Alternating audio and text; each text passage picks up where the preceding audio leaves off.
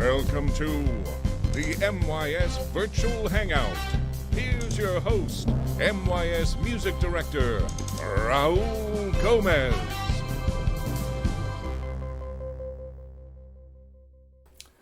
Good afternoon, Portland. Good afternoon, Metropolitan Youth Symphony. Students and families, good evening, Boston. That's where our guest today is. Robyn Bollinger is joining us all the way from New England. Robyn is an amazing violinist. She is a member of A Far Cry. A Far Cry is a Grammy-nominated, self-conducted chamber ensemble based in Boston.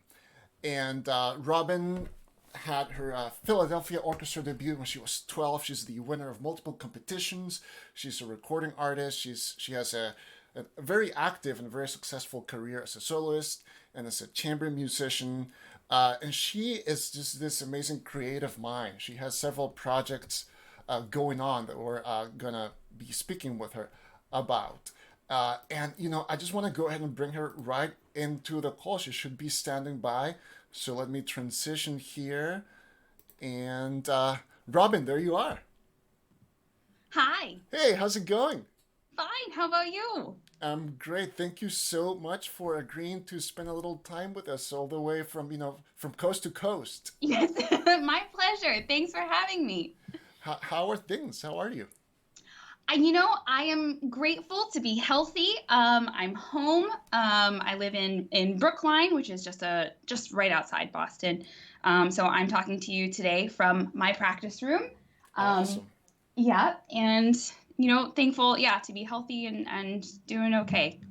Is that a quilt behind you? It is a quilt. It's a crazy quilt. And this was actually hanging in my family's living room for my entire childhood. So this is what I stared at when I was practicing from the time, from the time I started playing violin. The story is that someone in my family made it in the 1860s. But we don't know exactly who. Yeah.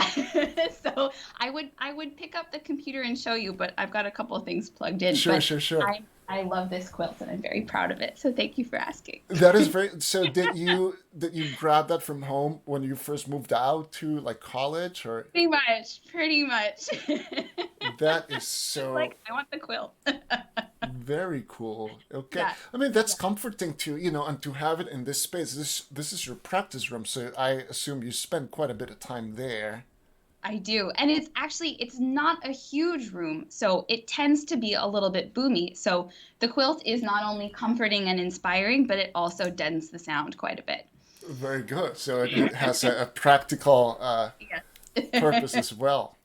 Well, look, so let me just tell our viewers here that one of the things that connects you and I is A Far Cry. And the reason being that A Far Cry, every year, you guys send generally 4 of your musicians here to Portland, Oregon, and you guys work with our students at the Metropolitan Youth Symphony. And this has become a tradition since I've been here. It started before me, actually. And we look forward every year to this visit because what we learn from the criers every year and just the energy and the inspiration that they bring with them when they come, they just stay with us for the whole year. So how long have you been involved in this group? I've been in A Far Cry, I think, since 2013. So this is my, fifth season, I think, as a crier. So I actually came out to MYS in 2013 and 2014, and I haven't been able to make the trip back. And so every year, the email goes out to the criers, who's going to go to Portland? And it's always like, I want to go. We're always fighting to be able to go because we just love visiting with you guys. It's always such a great time, and we hope that we will see you here for the criers' next visit. And before we sort of go back in time and learn more about your beginnings in music, would you mind telling folks just in general about A Far Cry and what makes A Far Cry special? Sure. So, as you said, Far Cry is a self-conducted chamber orchestra. We're based in Boston. We're based in the Jamaica Plain neighborhood of Boston. We are, um, I think we're currently 17 members. We usually perform as 18 string players. We are democratically run. So we vote on everything to a degree. We vote on all our programming. We vote on all of the institutional decisions that go into running an orchestra. We don't necessarily vote in rehearsal, but we do, for lack of a better word, elect leadership for each piece. So principals, concertmaster, principal second, principal viola, principal cello, and principal bass kind of lead the rehearsal process, much like a conductor would. That said, it is a full group project, and so we call them tutti players. Section players are encouraged to pipe up with ideas and feedback. So it's very much a collaborative process that fosters a really unique community and a lot of really interesting ideas. So it's a really special group. I feel so lucky to be a part of that community, especially right now, as so many things are changing, as we're looking to plan next season, to be part of a group of people who are so resourceful, so imaginative, and so committed to each other has been just a real blessing. There has to be a lot of trust in that sort of group. Would you say that's the case? Yes, absolutely. There has to be a lot of trust. There's also a lot of respect. And those two go hand in hand. Yeah. One of my favorite things about A Far Cry is that you guys are not only, getting together, rehearsing and performing concerts, but you guys, you're commissioning new works, you are creating recording projects, you're collaborating with other art forms, and it's really exciting to see how you guys keep just sort of pushing boundaries and just moving forward. I read somewhere, I forget, that you were going to curate a program. Did that happen? Was it going to That happen? did happen. It Yeah, did. my program. So I was super excited about this. So the way that programming works in a Far Cry is that everyone is invited to submit complete programs and say like, here's a program that I think a Far Cry should play, rather than like, here's the piece. Sure. You submit a complete idea. So I submitted this program in my very first season as a crier, and it was called Virtue and Virtuosity. I am a huge philosophy nerd, or I was in high school. And so I was really interested in sort of the dichotomy between virtue and virtuosity. And so I created this program sort of around that. So on the program was Bach, Brandenburg Concerto, number 6. That's the one with no violins. Then we moved to a set of barrio violin duos, so only violins. We then played a piece that had been commissioned for a Far Cry in our first season that featured solo parts for each of the players. So the first half was very much about a Far Cry as virtuosos. And then for the second half, actually, we brought in my former teacher, Suvin Kim, and he played Beethoven Violin Concerto, which is one of the most virtuous pieces ever written. And, with far extended numbers, rather than just 16 string players, we had an entire wind section and timpani. And so that was also virtuosic in its own sense. So it was a really fun program. We did it in September, and I was very happy that we finally got there. You mean September when of your second season? September of this past year. Oh, so September, recently. very recently. Yeah, it took a while. Well, but hey, I mean that's very cool. You brought this in your first year, Yeah, and then yeah, it came into fruition. How yeah. was how was so the Beethoven Violin Concerto Yeah. specifically was in this case the soloist running a lot of the process, or how did it work? So actually, I was concertmaster for that. And I would say that Suvin, the soloist, and I sort of ran it together. Also because I know him so well, I mean, I've known him since I was 11. So there's also a lot of trust Hmm. there.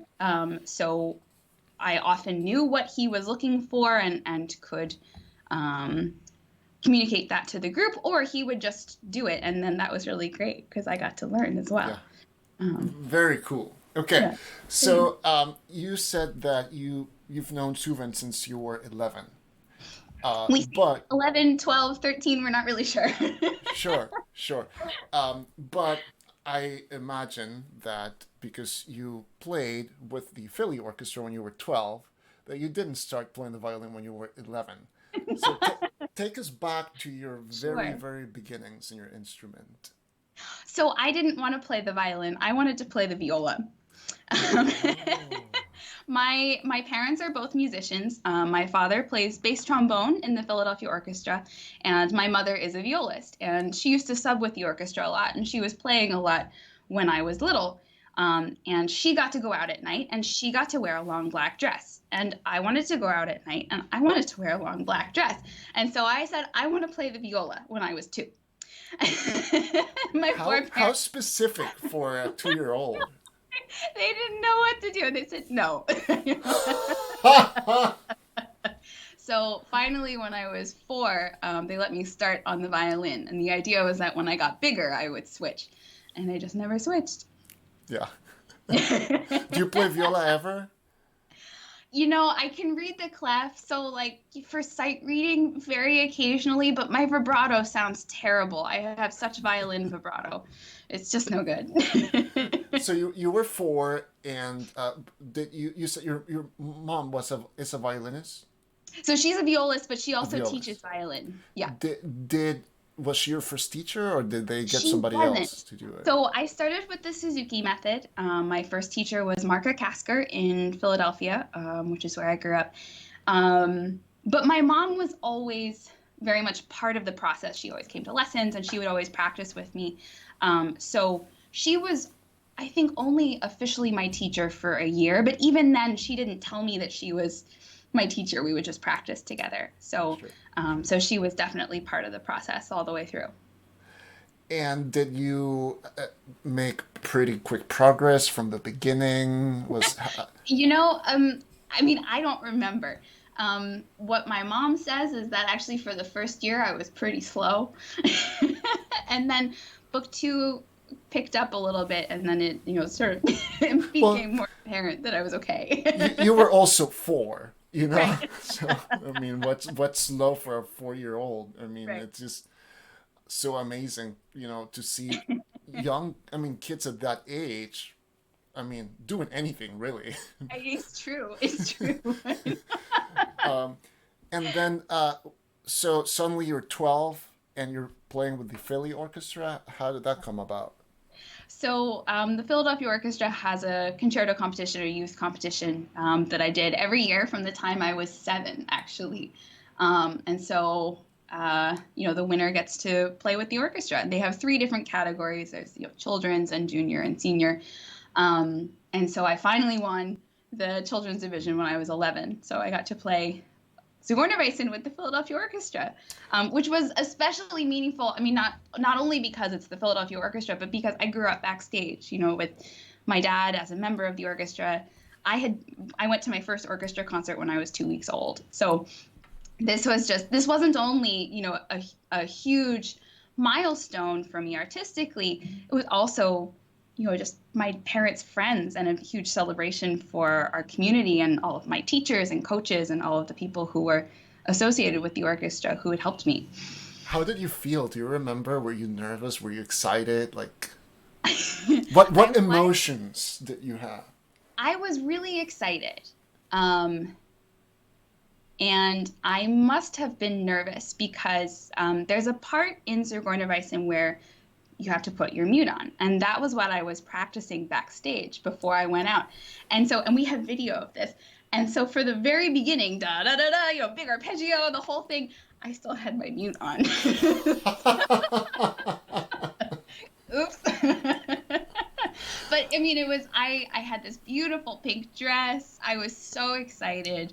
I don't remember being like nervous in that like shaky butterfly feeling. I was just really, really excited and maybe not quite as focused. Did you ever take your the arpeggio. And did you ever take your mute off? I did, yeah. Okay, good. After the big arpeggio at the beginning, it's like little, and then my sound got a lot bigger. Right. That's so cool. Um, did you know as early as then that you were going to be a musician professionally, that this was going to be your career? So the short answer is yes. It never really occurred to me to do anything else. Yeah. Yeah, so I feel very lucky that there was never that struggle of should I or shouldn't I, or well, what else? It was always just violin. Now let's fast forward to right now, and will you share with our viewers what you do? I mean, of course, you're an amazing violinist, but you do. What would you mind sharing about? Because it's I think it's so cool. I feel like you're forging your own path. You're kind of doing whatever you want. Yeah. You know, it's true. It's pretty cool under normal circumstances, non-quarantine circumstances. Sure. Every week is a little different. I travel a lot. I play a lot of chamber music. I play concertos with orchestra. I do occasional guest concertmaster stuff. And here in Boston, I have a teaching studio. So, yeah, I have a full and diverse musical life, and that's super rewarding. Every week is different, and I get to meet so many really wonderful, interesting people. Yeah, I feel very lucky to do what I do. Very cool. And speaking of many different things that you do, I just saw a video on Facebook of you and Josh Wallerstein Yeah, playing a Bartok duo. yeah. So it So looks that like was is he going to do these daily? Do you know? Yeah, he's doing I think 2 duos a day. So this was the second day we did duo number 4. Yeah, and I was That's so a cool honored that he idea. asked me. Yeah, Josh and I were in a quartet together in college. So it's been really fun to reconnect. There are definitely silver linings to this new online Right, world. right. And this Yeah, was at NEC, I yeah, imagine. Yeah. yeah, Very cool. So look, speaking of playing, yeah. you've been kind enough to offer to play a little Bach for us. Sure. So would you mind introducing that piece, and then Yeah, we'll enjoy your playing for a little bit. sure. I'm going to play for you the Tempo di Borea from Bach's Partita number 2 in B minor. I'm really excited about this. One of the silver linings of this time is that I have time to practice pieces that I've been wanting to spend time with, and this particular partita is definitely at the top of my list. So this is the Tempo di Borea, Awesome. Thank you.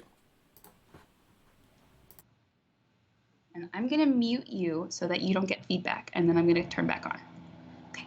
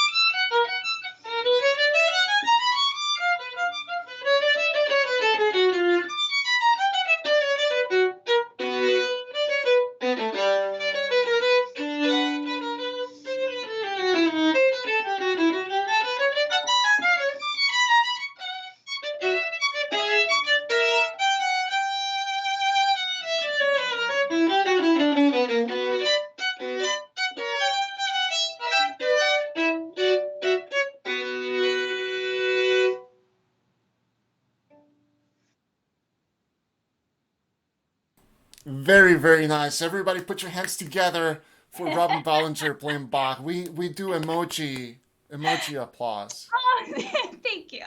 It was very beautiful, and you make it sound like a beautiful dance, which is what it is. Thank you. And by the way, so before I want to ask you about your instrument, but before that, I want to give a shout out to one MYS student who is very often watching these hangouts. I don't think she's missed any of them. Her name is Naomi Margolis. She's a cellist in one of our younger groups. So hey, Naomi, thank you for watching. Aw. That's And awesome. Robyn, tell me about your instrument. What do you play? So this violin is a little bit special. This is not my long-term violin, but I had it short-term for some concerts that got canceled. And so I'm still playing it. So this is a 1697 Rogeri, made in Italy, and it's really beautiful. And one of the reasons I like it so much is that it's just a little bit small as a full-size violin. And as a just a little bit small person myself, it's very nice. So how long have you been playing on it? Just since March. Oh, okay. Yeah. And what is your long-term instrument? So the violin that I continued to play and the violin that I've been playing for the last couple of years is a Zygmuntovich. It was made in 2017. So sort of on the other end of the spectrum time-wise. And that's on loan to me from an individual, a very generous individual in New York. So I'm the first person to really play that violin.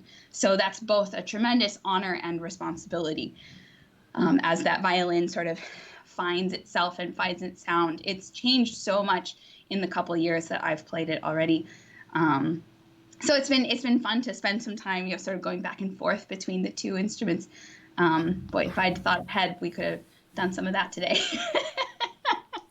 Well, I mean, it's just so cool, isn't it, to think about how like these instruments will outlive all of us, right? Oh, And they like think about, we yeah, tend to think of things as something that we have or we own, but with instruments, it's kind of the other way around. We're just a part of the life of this instrument.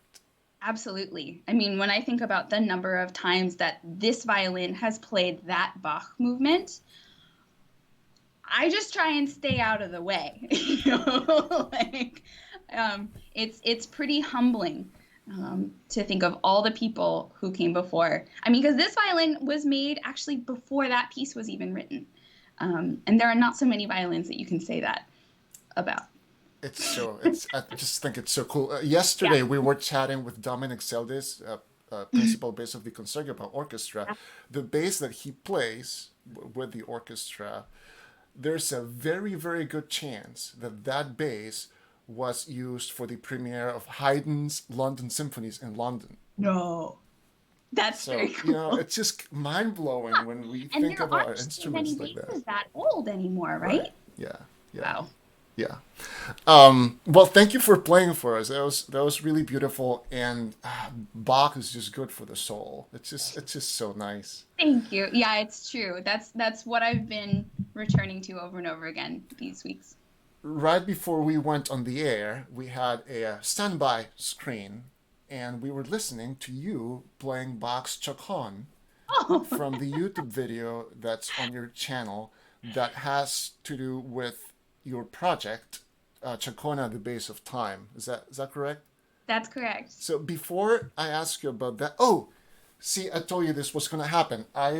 We're supposed to do your two truths and lie, Yes. because otherwise, see, I just get excited and I just want to ask questions. But we should do this. This is Yeah. this is the heart of the MYS virtual hangouts. You see.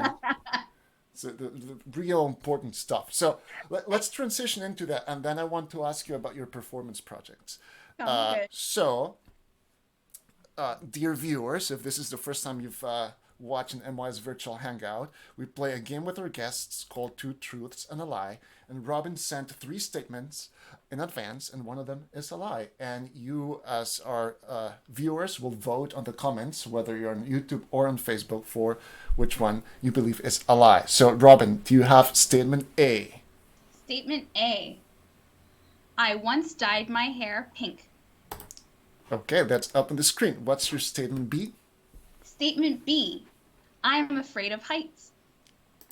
Okay, and statement C. Statement C.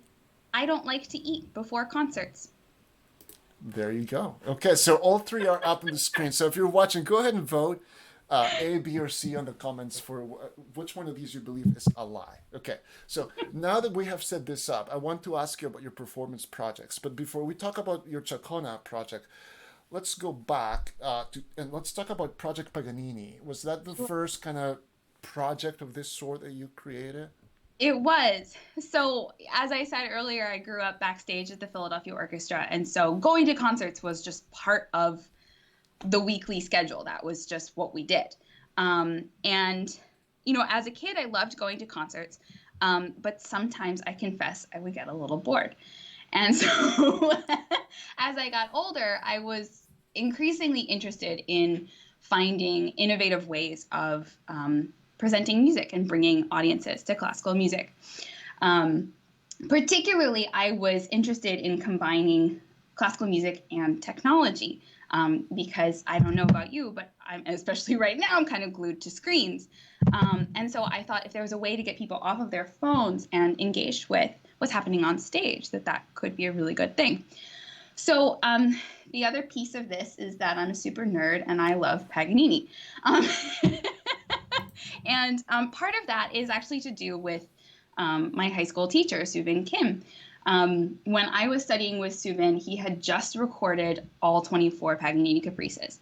And so that was the recording that I grew up with. And the way that Subin played those pieces and the way that he taught them to me was very much as music. You know, sometimes Paganini gets kind of a bad rap as just all flash, all technique, no musical substance. But the way that I learned these pieces and the way that I hear these pieces is very much as like character vignettes, that each one tells its own tiny little story or is its own little character piece. And that's just as worth investing in as something like, you know, a Beethoven symphony. So I got to college and decided that I needed to convince everybody that Paganini was great. So, so I did a ton of research and wrote a script and gathered a whole bunch of historical images and put them together. And I did a recital of all 24 Paganini Caprices in conjunction with this multimedia show. And it was a big hit. So that was a ton of work. But it was also really encouraging that people really connected with the medium and with the story. You know, for me, it's really, it all comes back to stories. And I found Paganini's music so compelling in the context of his biography, which is fantastical and unbelievable. And so to try and put him in the context of his music and also the time that he lived in was really fun and really interesting. So that was Project Paganini, which sort of led to Chacon. And I mean, these pieces are just, of course, you know, famously difficult to play. So to be able to transcend the technical difficulties of the pieces and present them as music, that alone is a pretty significant challenge. Right? Yeah. And that's, I think, part of the reason why, you know, it's so hard to hear, you know, truly musically compelling performances of these pieces, because to be able to transcend just the fireworks, you know, the flash is hard. So those images that you were displaying? Were they on a big screen behind you, or was somebody queuing them up, or how did it work? I'm always interested in the inner workings of these type of things. Yeah, exactly. So, I mean, basically, it was a fancy PowerPoint. So I constructed it all, but I did have somebody else pressing the buttons because I kind of figured if I'm playing all 24 caprices, that's enough. Somebody else can do it the other part. You didn't get a pedal to change Right, the images? no. No. Okay. Yeah. So, yeah, so there was a screen behind me, and basically the presentation functioned like program notes. So there was no printed program, there were no program notes, nothing to get distracted by, right? It was all up on the stage. Yeah, and I recorded the script. So there was sort of voiceover that would happen with these animated historical images. So those were I called them monologue segments. And then the screen would go black, and I would speak live a little bit about what each set meant to me, or sort of commenting on the history that we had just gone through together. And then I would play some more. Very cool. And fast forward to Chacona, will you share about this particular project? First of all, how did the concept come to you? Well, it sort of felt like a natural next step after Paganini. I thought, well, now what? And the Bach Chaconne was really what came to mind as a piece that I wanted to delve into, and as a subject to explore. The Chaconne has a very rich musical history, and so I wanted to explore that in the context of solo violin repertoire. So the format of Chaconne was very similar. The program opens with actually a brief spoken introduction from me, and then we go straight to the multimedia, a little bit of history about sort of the beginnings of the Chaconne. The full Chaconne program is the Bieber Passacaglia, which predates the Bach Chaconne by about 50 years. Bach Chaconne.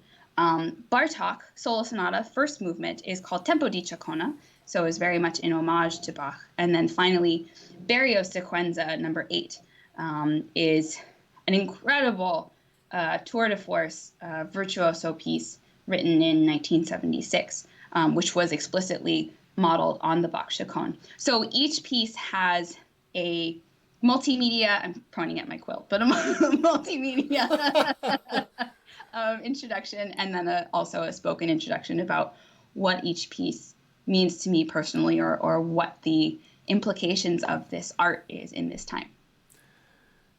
And this is a concert or a show that you have now performed in, different places, and so it's something that you actually are doing. You're touring with, yeah. Yes. Did you get to do that with your Paganini program? Did you? I didn't. Paganini was a one-time thing. Right. Because it was also within the context of your undergrad studies, right? I mean, talk about a project for anybody to tackle, but Yeah. this one you're able to basically take it on the road. Yeah. Yeah. What Yeah. has been the response to it? This response has been really heartening. I think people find the program surprising, in that it's compelling and personal. Part of the reason that I wanted to play these particular pieces is that they're often rather daunting for audiences. The shortest one is 9 minutes, and it can be some pretty thorny solo violin, especially actually the Barrio, the last piece on the program.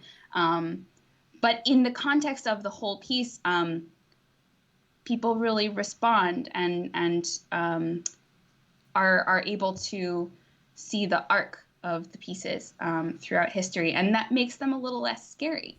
And knowing more about the composers and why they wrote these pieces and what these pieces meant to them gives a different insight into the heart of the music, which is dense, but you start to understand why. So it's been incredibly gratifying because these projects are a little bit scary to make because you just don't know if people are going to like them. But it's been really exciting. Let me share with our viewers a quote from the Boston Globe about this project. Because, quote, Robyn did more than just perform dauntingly difficult works by Bieber, Bach, Bartok, and Berio. All B's, by the way, right? And me, Bollinger. She melded them into an evening-length exploration of the Chacona as such, a Baroque dance form that has morphed over the course of the centuries. Throughout the night, Bollinger's technique proved equal to every challenge, with playing that was poised, precise, and musical. Not too shabby for a review from the Boston Globe.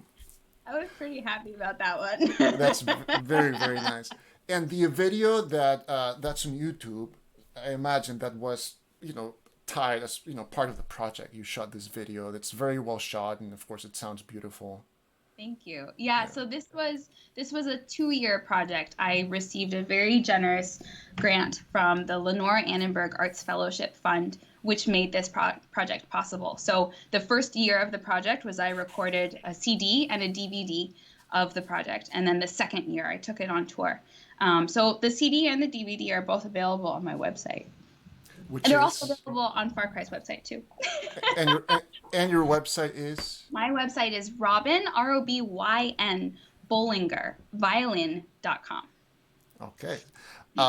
Now let's talk about your work as a concert violinist, as a soloist. Do you gravitate towards any particular repertoire? What excites you to play with orchestra?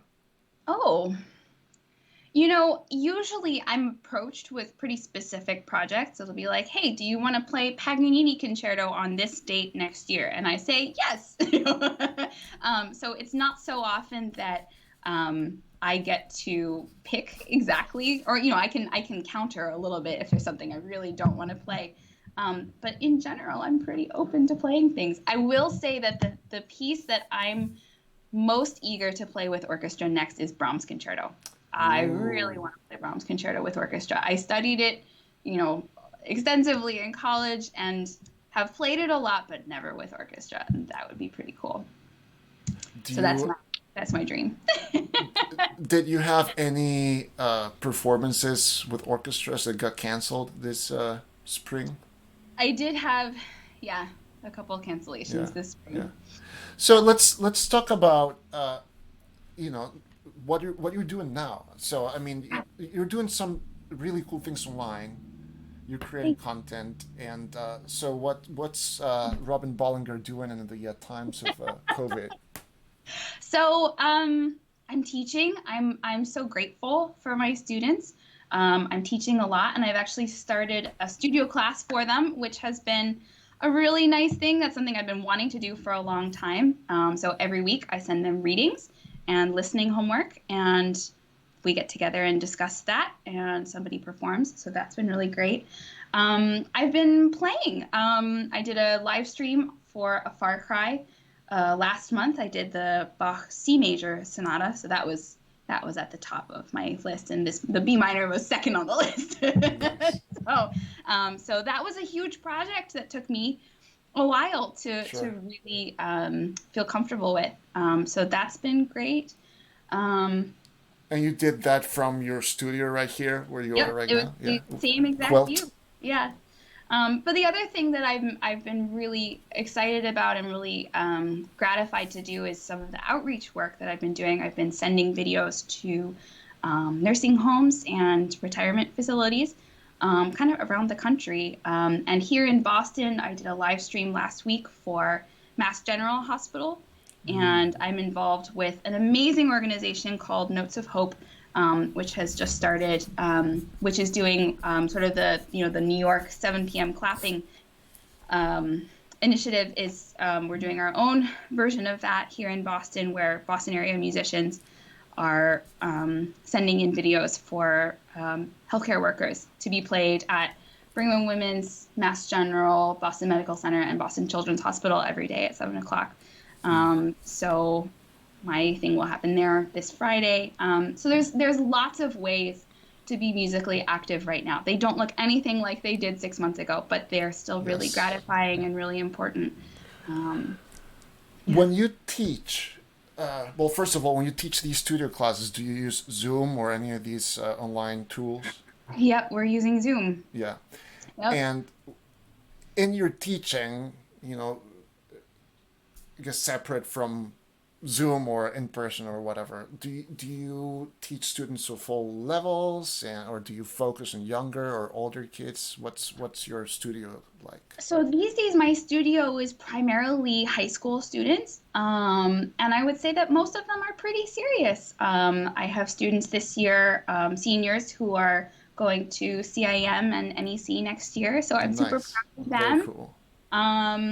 And I have several students at the Walnut Hill School for the Arts, which is a boarding school just outside Boston. So most of them are fairly serious. How would you describe yourself as a teacher? Ooh. Um, It looks like nobody has asked you that before. yeah, I should ask my students. I would say I hope that I'm encouraging, and I think I'm fairly analytical. I like to think things through. And I think one of the most important things that I can teach my students is how to practice and what to listen for. That, my job is to make myself irrelevant, right? Like one day I hope that they no longer need me. So just working on like really examining, okay, what's not working? Is it your hand shape? Is it your frame? Is it, like what's not doing what you want it to do, and how can we make that either easier or better? So that's a little bit. Do you find yourself thinking about your own teachers and the way they taught you? Do you feel like that influences your teaching?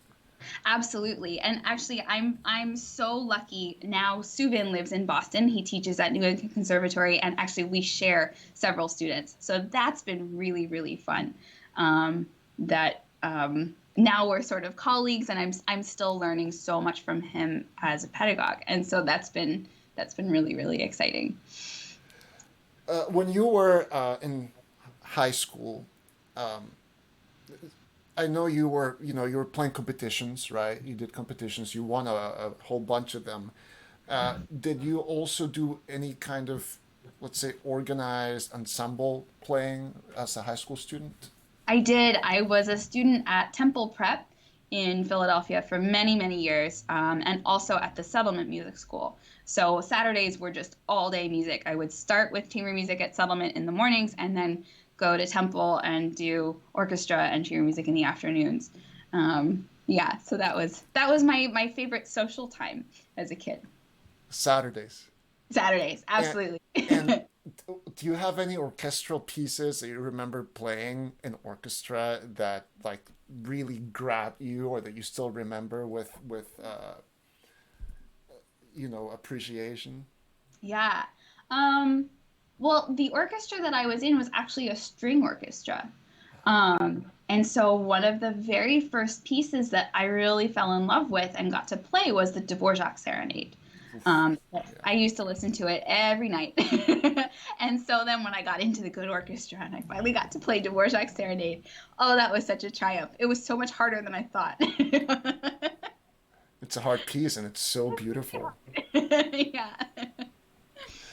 And so, will you share with? Oh, and by the way, if you're watching this, this is just a reminder to vote for which of the three statements on the screen you believe is a lie. Okay, and I think we're getting close to revealing one of your truths.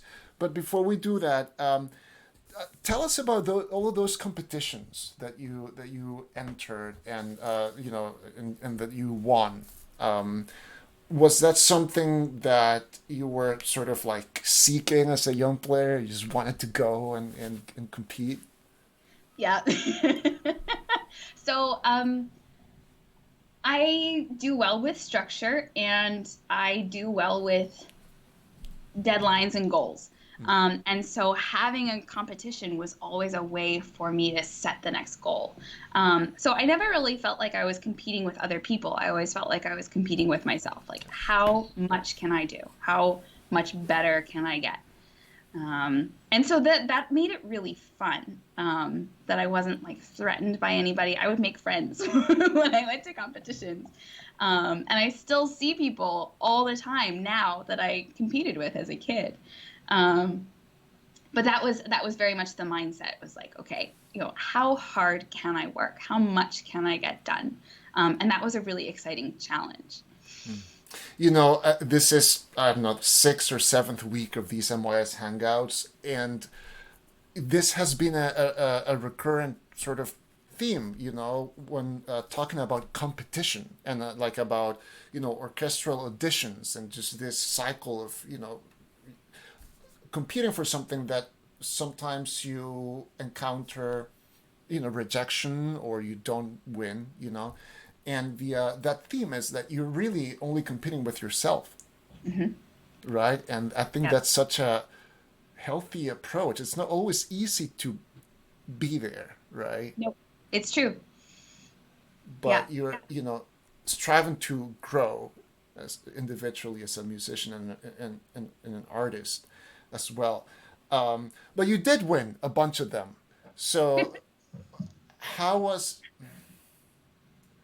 how did you prepare, first of all? How was that structure for you when you were, how old were you when you were doing these?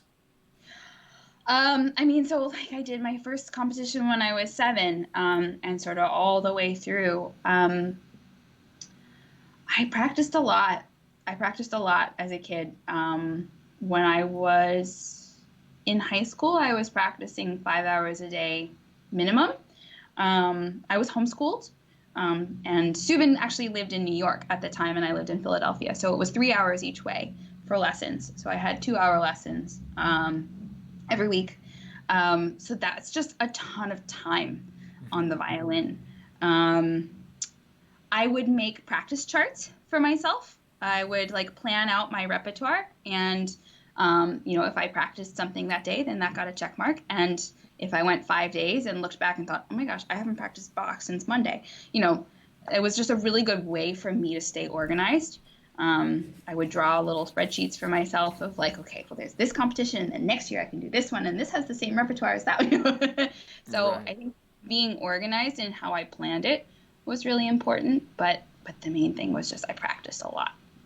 Did you enjoy the process of practicing as a young player? I feel very lucky about that. I really like exploring, I really like learning, and I really like getting better. So there were days that I didn't want to practice, but I always felt better when I did. Sure. Very cool. Robyn, let's go back to your two truths and lie. And yes. Folks, if you're watching, there's still time to vote. But let's go ahead and reveal one of your truths, please. My first truth, oh dear, I have to review. My first truth is that I'm afraid of heights. Okay. You know what? I was hoping, I guess I don't wish that on anybody because it's not fun. But I was hoping that was true because me too. I am terrified of heights. No good. No. I had to play, Far Cry did a concert of Foray Requiem a couple years ago, and it has this beautiful violin solo. And we did it in Old South Church. It was a very historic church in Boston. And the group decided that as the violin solo, I should play it from the balcony, as if, like from an angel on high.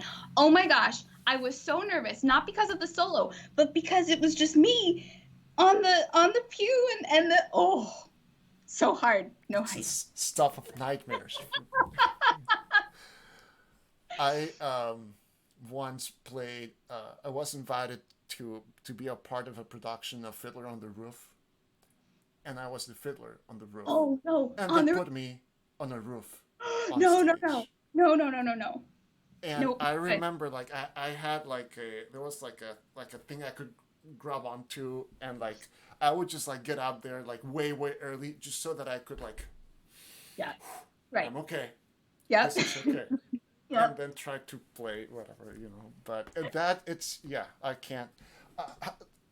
Can you? How do you do with like theme park rides or like Ferris wheels and that?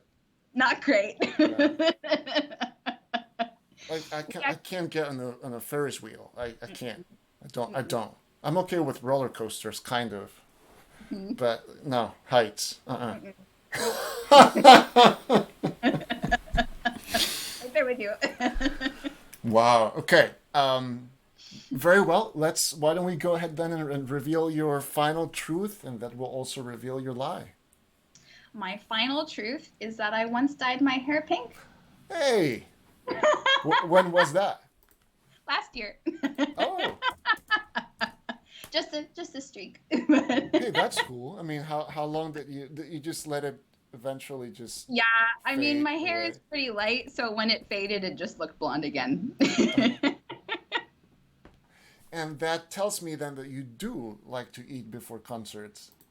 I do, and I think I was hoping to trick some people with that because I think that's fairly unusual. I know a lot of people who don't like to eat before concerts, Sure. but I don't want to be hungry on stage. I don't want to think about it. So I always have a Cliff Bar in my bag. I will often have like half the Cliff Bar before the first half, and then in intermission I'll go back and have the second half just to make sure.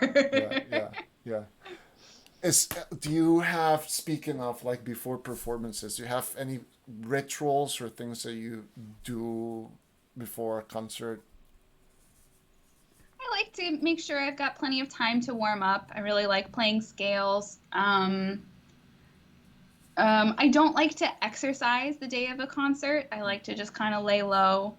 So I don't know that I have like that one song that I always listen to or like that one meal I have to eat. But yeah, I like to make sure that I'm well fed, well rested, and well warmed up.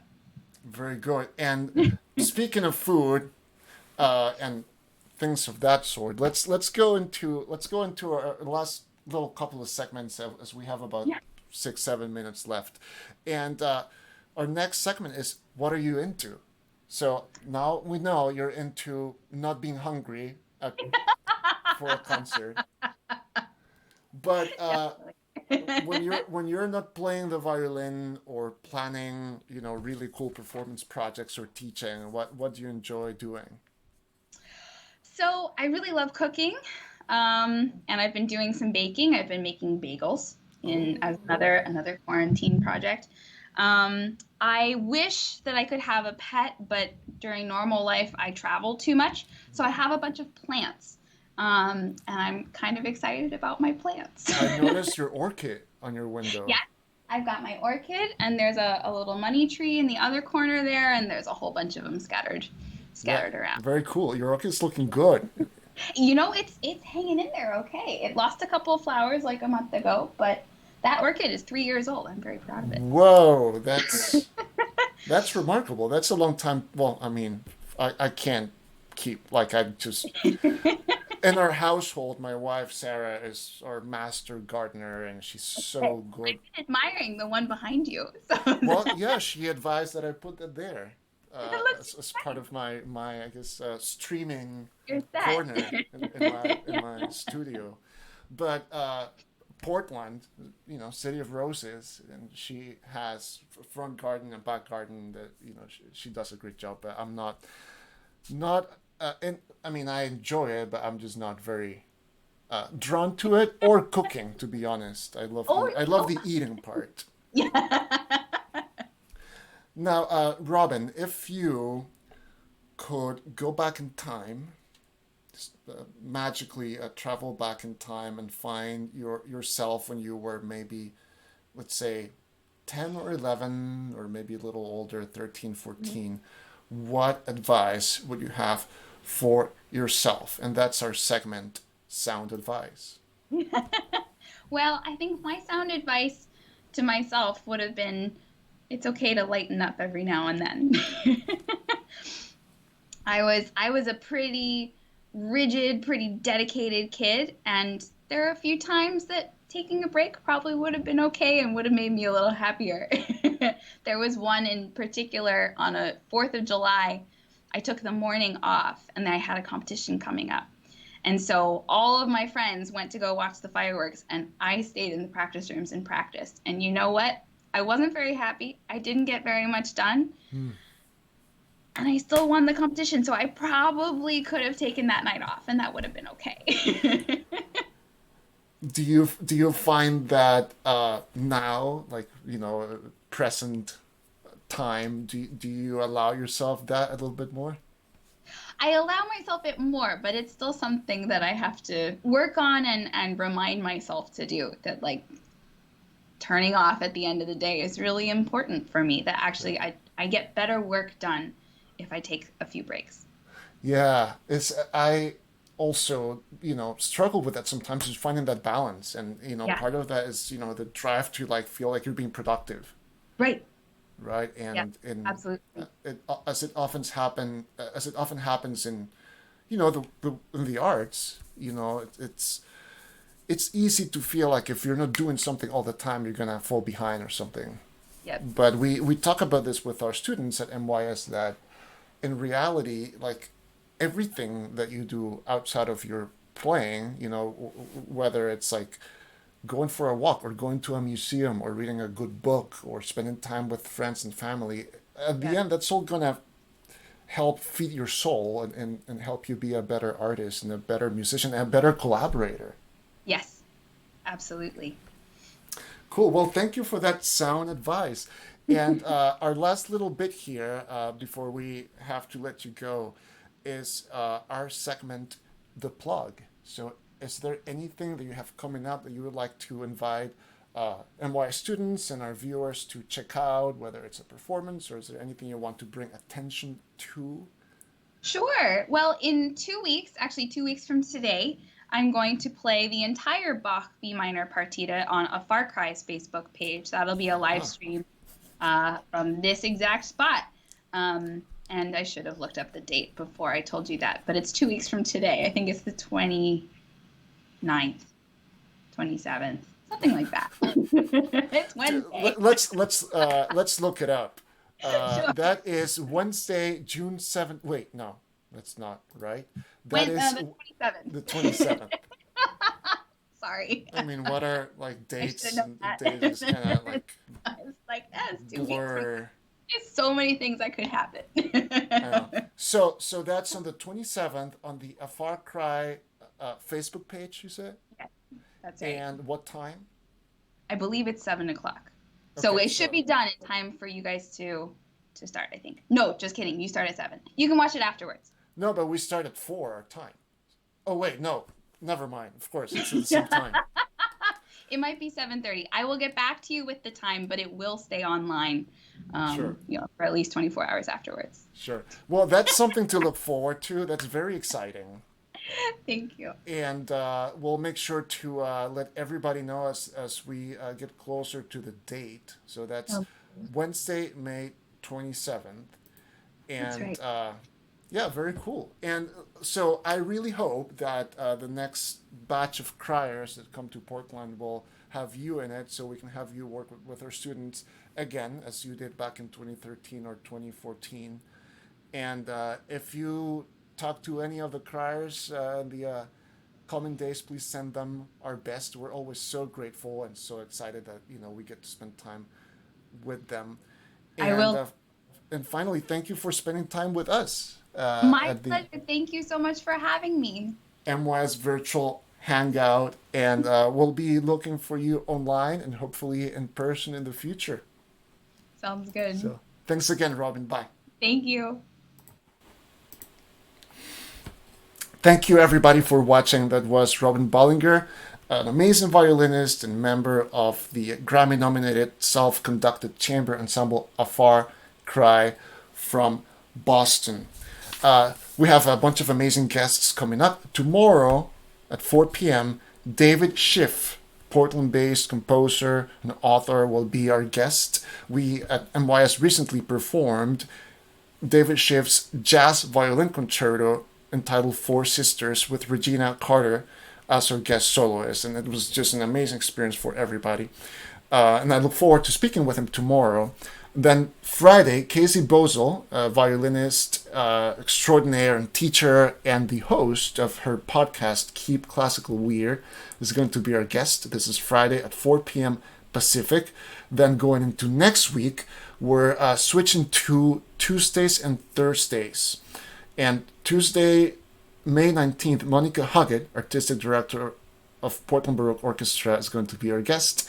And then on Thursday, Anthea Creston, an amazing violinist who now lives in Oregon. Before she was in Berlin and played with the Berlin Philharmonic and all kinds of amazing chamber and orchestral ensembles. She's going to be our guest on Thursday the 21st, also to talk about a project that she has coming up online. And that's our show. Let me just remind current MYS students and prospective new MYS students to register for next season. Registration is open on the MYS website at playmys.org. Auditions are all via video, and you can submit your auditions between June 1st and August 14th. Also, please, you guys, all of you, mark your calendars. May 30th, Saturday, May 30th, is my wife's birthday, so please write that down. And it's also the MYS season finale virtual concert, May 30th. This is going to be a really exciting live online event, and we're going to feature world premieres of videos, virtual performances made by our students of all 14 MYS ensembles, orchestras, bands, jazz, percussion, strings. Each group is creating a video performance created. The students record remotely. We put everything together, and we're going to premiere all of those videos in a live event. May 30th, I will host. We'll have appearances from all MYS conductors and more surprises. 7 p.m.